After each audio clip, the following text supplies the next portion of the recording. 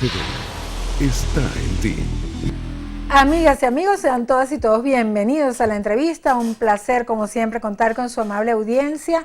Hoy tenemos acá con nosotros a una buena amiga ya de esta casa.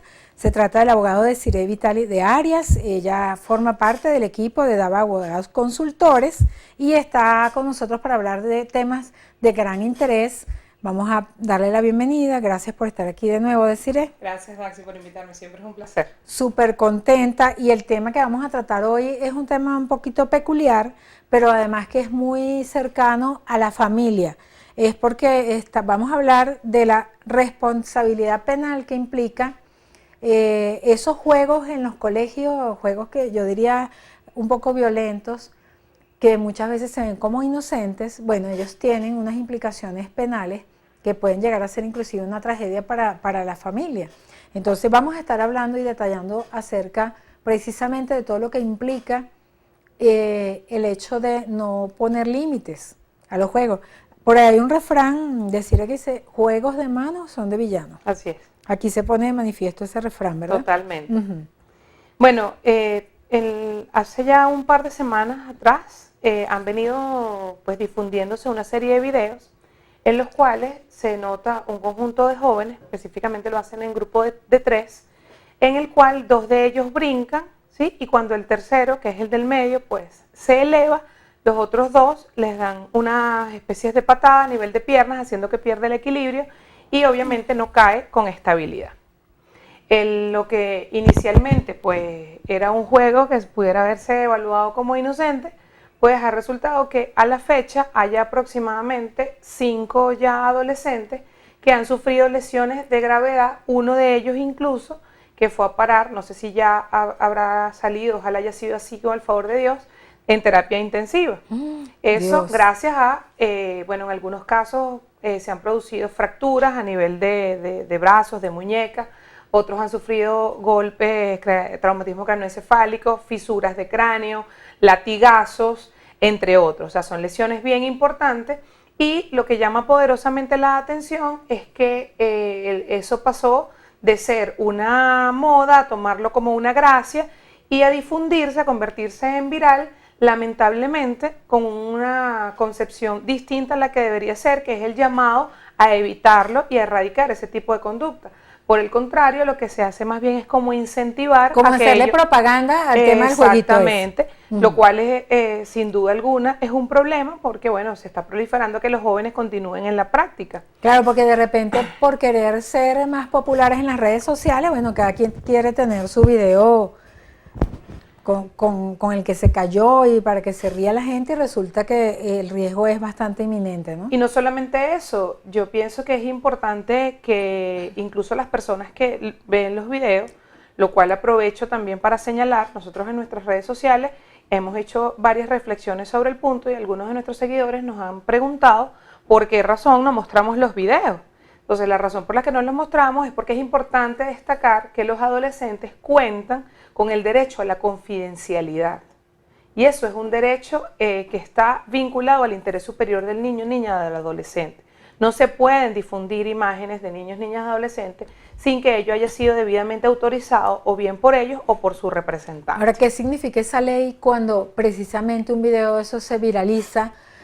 Quizás para los muchachos que no se cayeron está bien chévere compartirlo, pero para el que se cayó estrepitosamente o quizás arriesgó su vida, no será muy penoso, ¿no? Exponerse en esas condiciones en la cosa pública. Sí, fíjate que en ese sentido hay doble implicación, tanto desde el punto de vista de la responsabilidad del medio que difunde o de la red social a través de la cual se hace viral, pero además hay que tomar en consideración, y es lo que agradezco que nos hayas invitado para poderlo conversar, que es lo que tiene que ver con la posible responsabilidad penal de ese adolescente que que en el marco de esa caída genera esa lesión. Porque fíjate, ahí están tres aceptando un juego, el que sale maltrecho y los otros dos.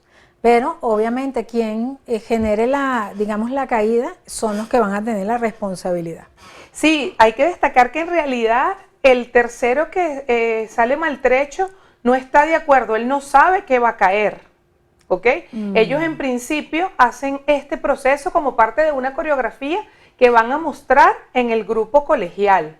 O sea, ese que va a salir lesionado en realidad Es un no juego se de presta. Es incauto. un juego para mostrarlo como incauto. O sea, ese incauto además resulta lesionado. ¿Okay? Entonces, eso es bien importante destacarlo porque ellos... No es que los tres estaban jugando y yo voy a brincar para ver si me caigo, ¿no? No. O sea, de hecho, ustedes lo pueden, cuando los que tengan acceso a los videos, a las grabaciones, pueden ver que incluso ellos practican previamente cómo han de ser los pasos para concluir la coreografía de la manera adecuada, ¿sí? Solo que el que está en medio no tiene idea que eso es lo que le va a suceder con posterioridad. Fíjense la gravedad. Adicionalmente, lo que te decía, no solo el bullying que se le puede generar al que se cae si luego, con el favor de Dios, no resulta gravemente herido, sino que eso genera responsabilidad penal para los otros dos adolescentes que nuevamente tendrán que evitar ser expuestos ante la investigación que pudiera desarrollar el Ministerio Público sobre esos hechos. Ya quedarían etiquetados. ¿Okay? ¿Qué puede pasar, por ejemplo, con esos adolescentes? Bueno, y se cayó el amiguito se cayó y se echó a perder un brazo. Ajá, ¿qué puede pasar a nivel legal con los muchachos que hicieron esa travesura? Bueno, es importante tomar en consideración que en esas circunstancias estaríamos en presencia de la comisión de un delito de acción pública. Como o sea, ya no es una travesura nada, es un delito. Exactamente. Ay, ¿Okay? Entonces estaríamos hablando del delito o bien de lesiones o incluso el delito de homicidio, ¿okay? Que puede ser consumado, gracias a Dios a la fecha no se ha dado, pero cuando se analiza el tipo de hechos es perfectamente posible que eso llegara a suceder o en cualquiera de sus formas inacabadas, es decir, tentativa o frustración. ¿Por qué razón? Porque las consecuencias de ese acto en sí puede indefectiblemente generar ese tipo de resultado. Entonces, ¿cuál sería la consecuencia? El inicio de la investigación y estar esos adolescentes en el marco del sistema de responsabilidad penal del adolescente. ¿Qué es el sistema de responsabilidad penal del adolescente? Es una especie de competencia especial, en Venezuela se le denomina jurisdicción especial, a través de la cual se somete al proceso penal a un menor de edad. Si ese menor de edad es superior su edad a 12 años, pues en este caso, o tiene 12 años o más, ya se irá inmediatamente al sistema de responsabilidad a través de un proceso específico. O sea, tiene que ir detenido el joven a un centro especial. Pudiera ir detenido, depende del delito, porque lo que sucede es que en ese tipo de casos las privaciones de libertad están sujetas a un catálogo de delitos específicos, porque la privación es excepcional porque se trata de adolescentes. Pero, por ejemplo, cuando se trata de homicidio puede ir detenido. ¿Okay? Pero si, por ejemplo, bueno, vamos a suponer que tiene una responsabilidad, pero no indica que vaya a ser detenido, ¿qué pasa? O sea, ¿cuál es la implicación para ese joven y su vida? Igualmente puede ser sometido al proceso penal. Solo que va a ser... O sea, queda como reseñado. No, claro, es que va a seguir un proceso penal con las implicaciones de la jurisdicción especial. Denominada así para el sistema de responsabilidad penal del adolescente. Igual va a ir ante el Ministerio Público, puede ser presentada su acusación, eventualmente ir a un juicio, etcétera, etcétera. Si un joven, por ejemplo, comete un delito de ese tipo que estamos señalando y ya efectivamente se inicia un juicio, durante el tiempo que dure el juicio, cumple una edad más avanzada, obviamente, de repente o los 18 años o 15 para arriba, no sé cuál, me imagino que 18 años. Y el delito fue cometido en una edad más temprana. Cuando termina el juicio, digamos que la determinación del juicio está catalogada como un mayor de edad o lo tratan como un muchachito aun cuando el delito haya sido antes. No, siempre se toma en consideración la edad que tenía al momento de la comisión del delito. ¿Okay? Si para esa fecha era un adolescente, pues va a ser llevado bajo el proceso que establece el sistema de responsabilidad penal del adolescente. Aun cuando en ese trayecto pues llega a cumplir los 18 años. Digo yo, porque a veces los procesos se demoran tanto que... Por eso el propio sistema establece una especie de parangón en los cuales se entienden como jóvenes adultos, que son aquellos adolescentes que una vez que dejan de serlo porque recién alcanzan la mayoría de edad, pues no pueden ser reubicados de inmediato con una población común de adultos, bueno, porque apenas está, digamos, asomándose a lo que es la adultez y cometió el delito en una situación especial como era su condición de menor de edad, es decir, de adolescente en este caso. Importante que no quiero que se me quede por fuera señalar que si se trata de un niño, es decir, alguien que todavía no tiene la condición de adolescente, es decir, 12 años hacia abajo, no es que quede exento de todo tipo de responsabilidad. Del mismo modo se le aplica una medida de protección. ¿Y los ¿ok? padres de ese niño? A ver, bueno, la responsabilidad penal es personal, ¿ok? Ujú. No pueden, digamos, de manera directa responder los padres por aquello que hayan hecho sus hijos, salvo que ellos de alguna manera Hayan hayan incidido, ¿no? infringido lo que se llama el deber de cuidado o la posición de garante. Esa es la misma consecuencia que aplica en este caso para los docentes en esos colegios donde se presentan este O tipo sea que los de docentes situaciones. también tienen responsabilidad directa ante esos hechos, es decir, tienen que vigilar que no pasen. Es importante tomar en consideración que cuando en los colegios, ¿ok?, está bajo el resguardo niños, niñas y adolescentes. Existe una posición de garante desde el director a cada uno de los docentes que están encargados de la supervisión de esa población estudiantil de menores de edad.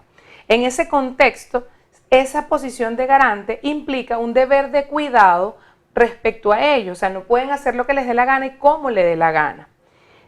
¿Por qué se hace este tipo de parangón? Me preguntaba una seguidora el día de ayer, bueno, pero es que yo también fui adolescente y uno era tremendo y no todo el tiempo el profesor estaba encima de uno. Bueno, ese es el problema, el profesor debe estar encima del adolescente sobre todo porque puede tener conductas peligrosas como esta. Yo siempre hago el llamado a que si usted ve que se está haciendo lo que se denomina una rueda de pescado entre los adolescentes, y abórdelos de manera inmediata. O sea, no puede dejar que se traten de manera injusta a algún compañerito o algún... Porque para eso está él, que debe ser vigilante de eso, ¿no?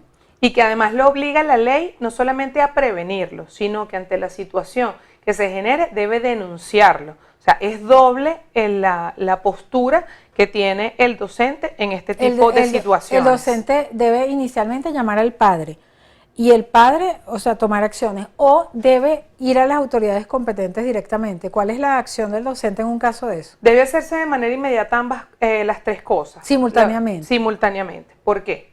Primero tienes que llamar al representante de aquel que quedó lesionado. En segundo lugar, visto que se trata de una lesión que puede generar algún tipo de responsabilidad penal, es importante que se notifique de inmediato a las autoridades. ¿Por qué? Porque puede necesitarse la práctica de experticias o de alguna diligencia de investigación urgente para establecer las responsabilidades. Y por último, lo que tiene que ver con la notificación a aquellos padres del resto de los adolescentes que pudieran estar implicados. ¿Ok? Desiree, sabemos que en la edad adolescente pues hay muchas cosas que implican, ¿no? Muchas precisamente adolecen de esa madurez para tratar de ser firme en ciertas acciones y la presión que ejerce el grupo hace muchas veces que los jóvenes, aun cuando tengan valores y tengan una formación de hogar, hagan cosas que no hubiesen hecho ellos por su cuenta, sino que la presión hace. Ahora, en este momento, las tecnologías de la información y la utilización de las redes sociales, eso quizás se ha exacerbado porque hay unos ciertos manejos de la popularidad a través de estos mecanismos de comunicación. Por eso me gustaría que en la próxima parte analizáramos el tema de las redes sociales, porque no solamente el hecho de esa agresión física, ¿no?, que pudiese ser lesionado el joven, sino que la parte moral, exponer a las personas al escarnio público, cómo está visto desde la perspectiva legal, por ejemplo, ese hecho en la juventud, en esos jóvenes que hacen esa cantidad de videos que son muchas veces graciosos, pero que puede salirles una morisqueta. En la próxima parte seguimos con más de este interesante tema.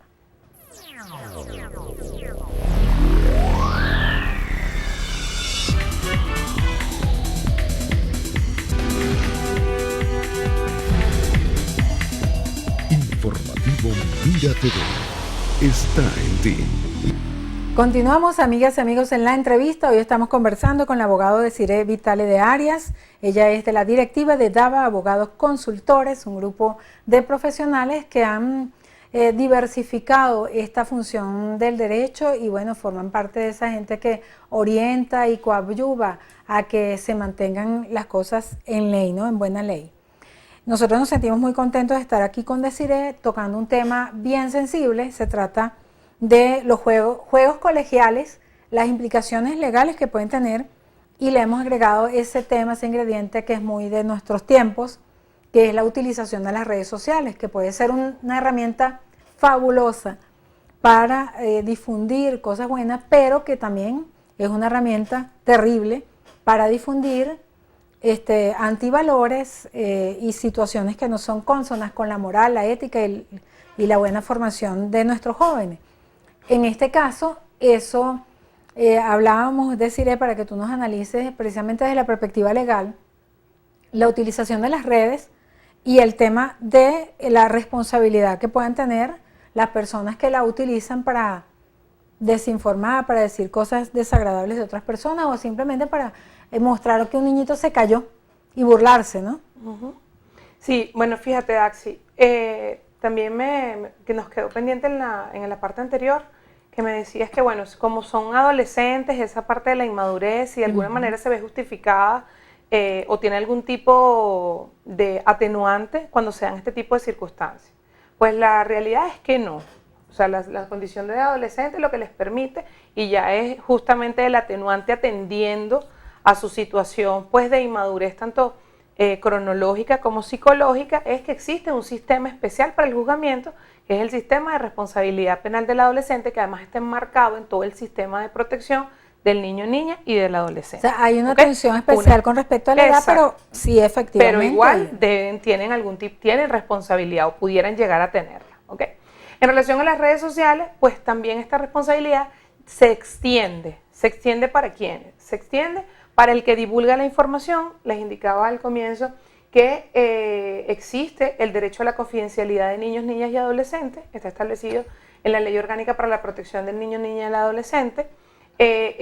Pudiera estar también de alguna manera implicado algunos de los hechos típicos establecidos en la Ley contra Delitos Informáticos, y de manera un poco más específica en lo que tiene que ver con el administrador de la red social, lo que tiene que ver con la denominada Ley del Odio, Ley contra el Odio. ¿Okay? Esa ley establece, entre otras cosas, que no se puede colocar no se puede difundir ninguna información que de alguna manera incite al desprecio o a la discriminación.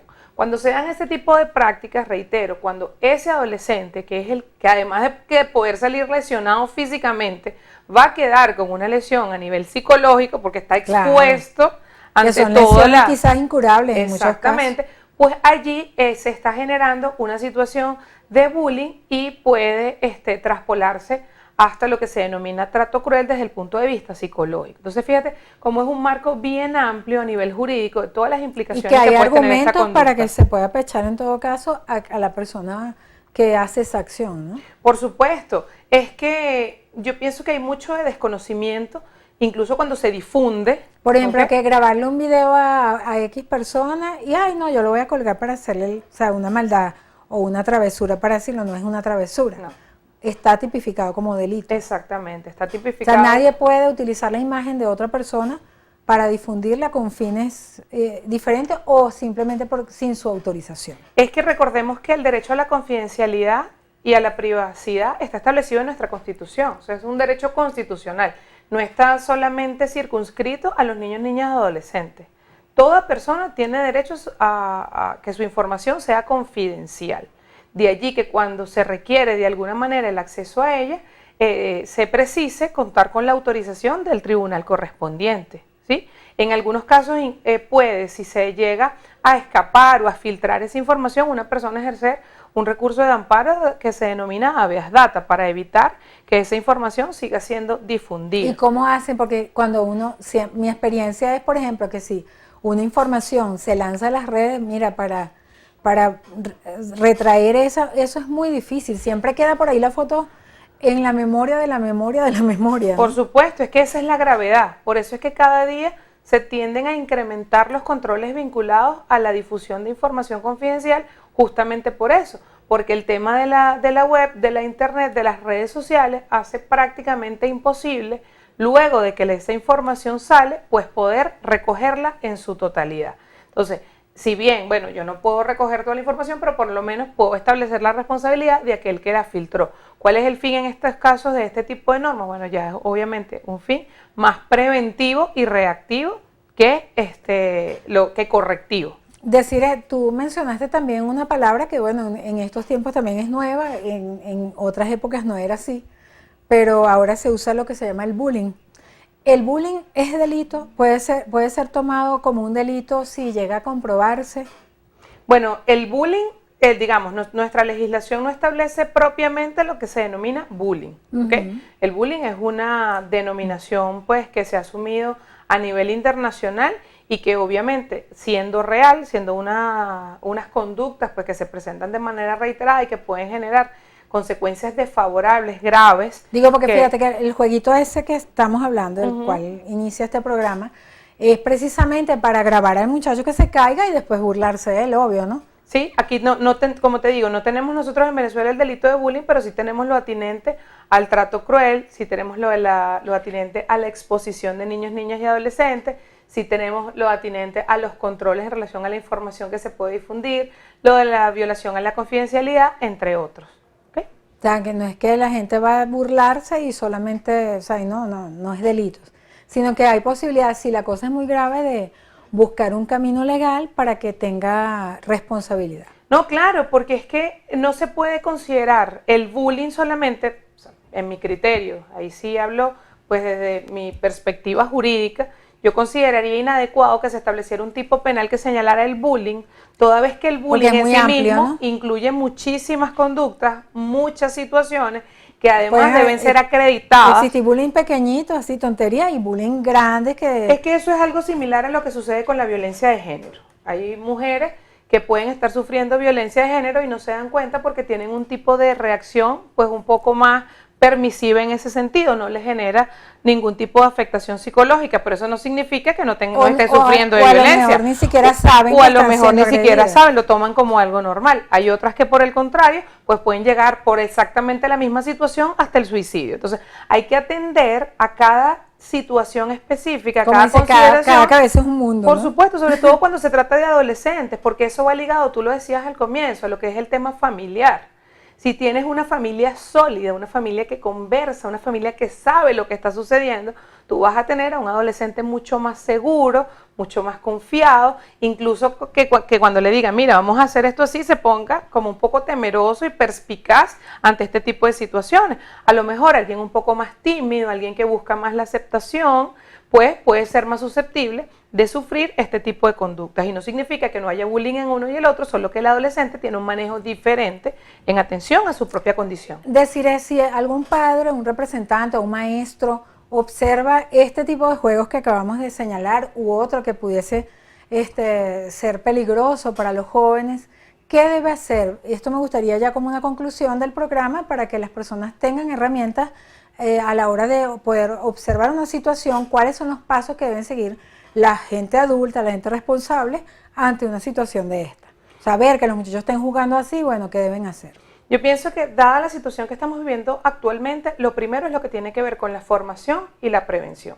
Es decir, hacer algún tipo de campaña, hacer conversatorios donde se les informe a los jóvenes acerca de lo malo, lo negativo de este tipo de prácticas para evitar que se sigan suscitando. Si se encuentran específicamente en la situación, pues hay que interrumpirla.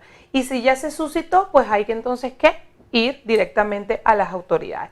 Pienso que el tema del conocimiento, igual como se difunden los videos, pues creo que sería importante también difundir que esa es una práctica negativa que puede generar responsabilidad penal y que lo más grave, que puede generar daños irreversibles para ese joven que está siendo víctima de ese juego en el momento. Si ustedes reciben alguna invitación de alguna institución colegial en DAVA Abogados Consultores para hacer algún tipo de charla de ese tipo, ¿están dispuestos? ¿Hacen ese tipo de trabajo social? No, claro, nosotros de hecho una de nuestras misiones es lo que tiene que ver con la capacitación.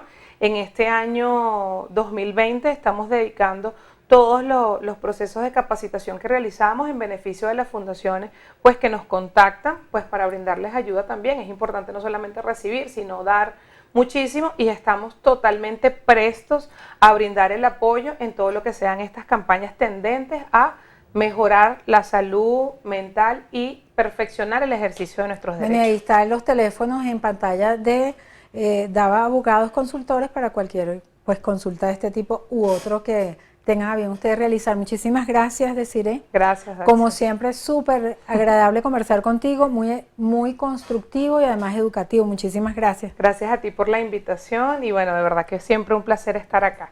Para nosotros también. Fue Desiree Vitale de Arias, ella es abogado, daba consultores. Y bueno, nosotros conversando de este tema tan interesante y tan importante para nuestra juventud y también para los representantes y maestros, para que tengamos un poquito de contexto con relación a estos temas de juego y legalidad. ¿Verdad? Muchísimas gracias a ustedes, nuestros queridos televidentes, por su amable atención. A nombre de nuestro director Antonio Brantes y quien tuvo el inmenso placer de conversar con ustedes, Daisy Oropesa, nos despedimos deseándoles una excelente tarde.